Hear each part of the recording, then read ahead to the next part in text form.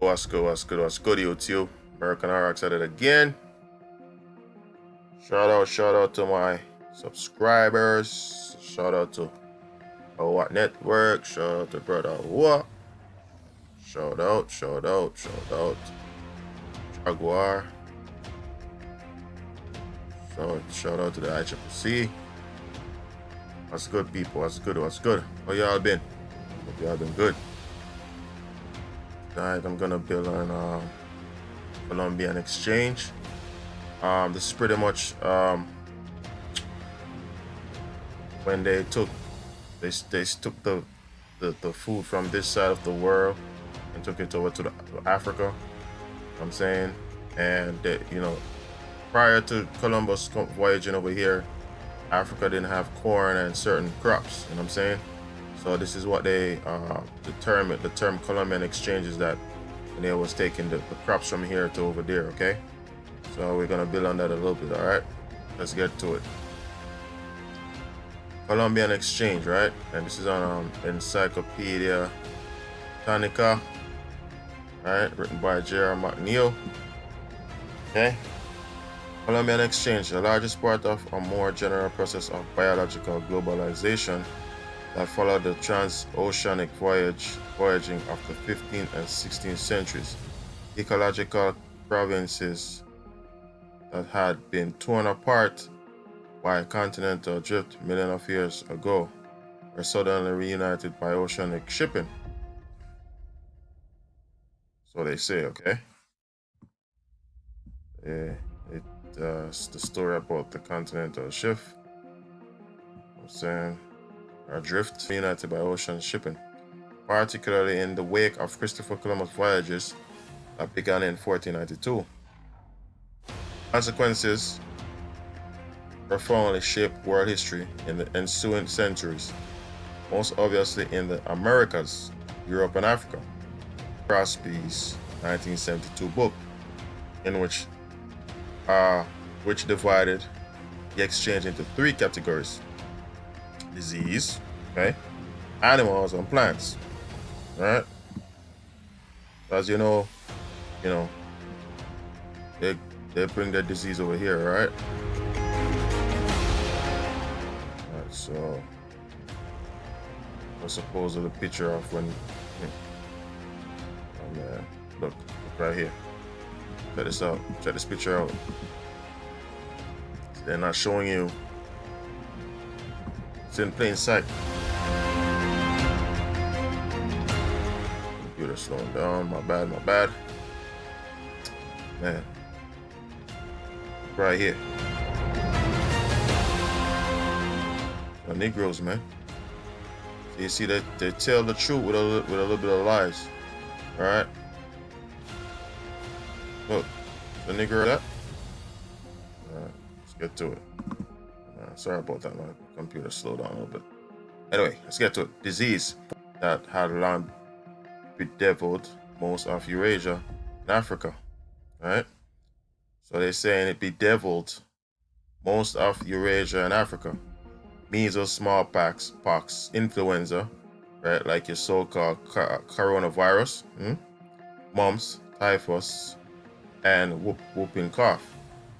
Among others, in most places other than isolated villages, these had become endemic childhood disease that killed 1/4 to 1/2 of children before age 6.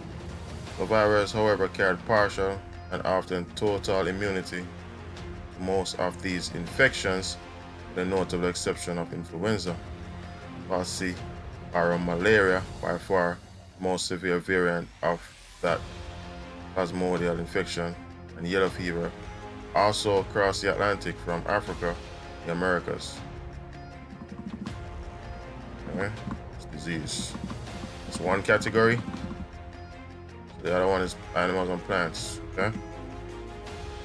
In the centuries after 1492, these infections swirled epidemics among Native American population.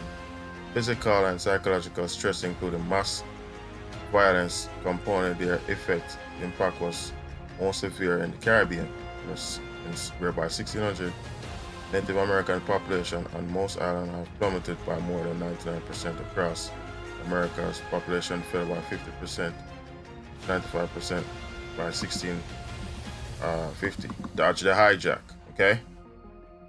Dodge that whole. That's crap. That's the lie they've been telling for years now. That disease wipe us out. So why? So how if it wipe us out, right? How it didn't kill them off, right? How they're still here? What makes them immune? What makes Africans immune? Because up here was saying, up here clearly said it kills off. If you go back right here, clearly says, among others, most places other than isolated villages, these had become endemic childhood disease that kill 1/4 to 1/2 of all children before age 6. Okay? Alright? So that's in Africa. Okay? Dodge a hijack. So they weren't immune to it. They were dying themselves. So we've been here for millions of years. We just gonna stay around and wipe out by some disease? Come on now. This component of the Colombian Exchange was decidedly one-sided. Okay, one-sided. However, it is likely that syphilis, so they bring syphilis over here, okay? Evolved in the Americas, industrial beginning in the 1940s. More surely, Native American hosted a form of tuberculosis, perhaps acquired from Pacific seals and seafood lethal disease they acquired from Eurasians and Africans. Okay, Eurasians. Okay. So these Chino looking people, okay, from Europe, okay, they're clearly not the original people. Okay. And paucity of exportable infection was a result of settlement and ecological history of the Americas. First Americans arrived, right? Dodge a hijack, been here. They don't know we arrived nowhere. They're foreigners. How they know we arrived here? Okay? That's just a theory yet to come. So none of the human disease derived from are shipped as cattle, camels, and pigs. Small where in Americas, unlike these animals, the ducks, turkeys, alpacas, llamas, and others harbored no infections. Became human disease. Okay. Yeah, I wanna get to the plants. All right. So I'm trying to get to. Okay. So the plants.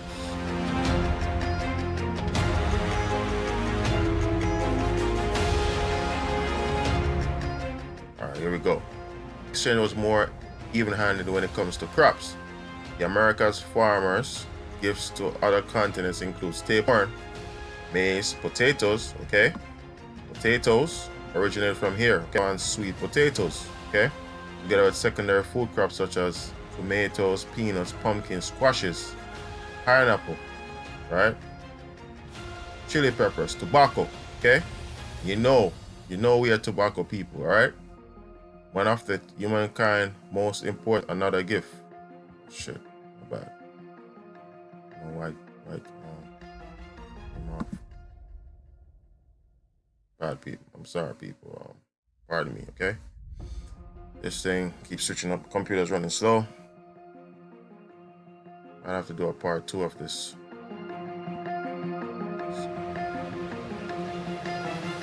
Part 2. Oh, man.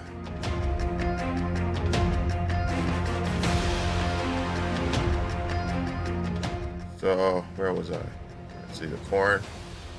Okay, so one of humankind's most important drugs is another gift. One that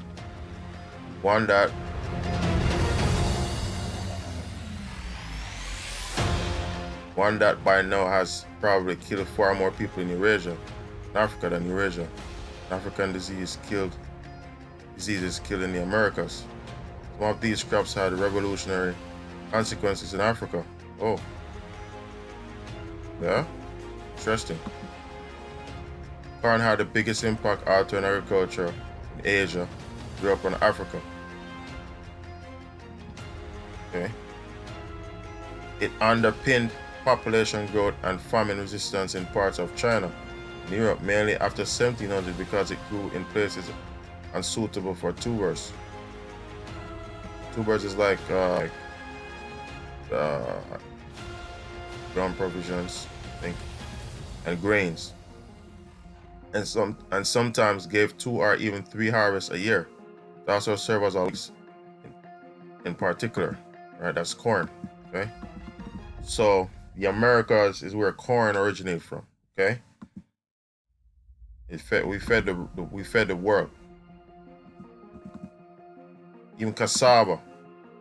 So food is what so-called Africans eat. So if they get the source of their foods from here, then obviously, come on now. What does that tell you? In Africa, about 1550, farmers from Senegal to South Africa turned to corn. Okay, today it is the most important food of the continent as a whole. Drought resistance especially recommended it in many regions of Africa. Unreliable rainfall. Corn had political consequences in Africa. After harvest, it spoils more slowly than the traditional staples of African farms. Okay?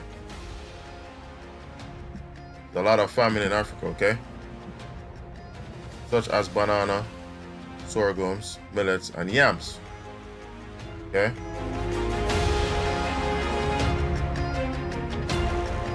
Its longer shelf life, especially once it is ground into industrialization power, because it enables rulers to store more food for longer periods of time. Yeah, so about that.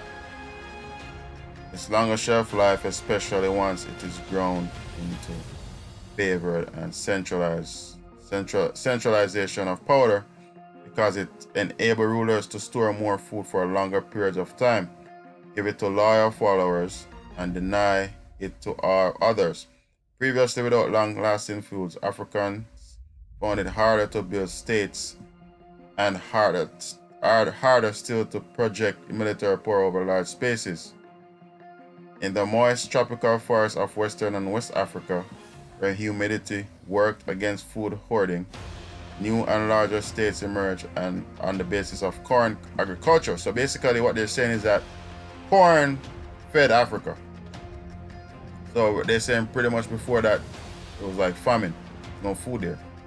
So how is it that people's gonna live there? How is it gonna take? How there wasn't even fed right, so how are they gonna come over here as slaves to work fields? You know what I'm saying? In the 17th century, some of them, including Ashanti Kingdom, centered in modern-day Ghana, developed supply systems for feeding far-flung armies of conquest using cornmeal. You see, people? Which canoes, right? Porters or soldiers could carry over great distances. Such logistics helped Ashanti become an empire in the 18th century to East Ashanti, expanding kingdoms such as Dahomey and Oyo also found corn useful in supplying armies on campaign. Durability of corn also contributed commercialization in Africa. Merchant parties traveling by boat or on foot could expand their scale of operations with food that's stored and travel well. The advantages of corn were especially significant for slave trade, which burgeoned dramatically after 1600. Slaves needed food on their long walks across Sahara to North Africa or to Atlantic coast en route to the Americas. Corn further eased slave trade logistical challenges by making it feasible to keep legions of slaves fed while they clustered in the coast barracoons before slavers shipped them across the Atlantic. Okay? That's your hijack. Cassava or ammoniac, another American food crop introduced to Africa, okay, in the 16th century.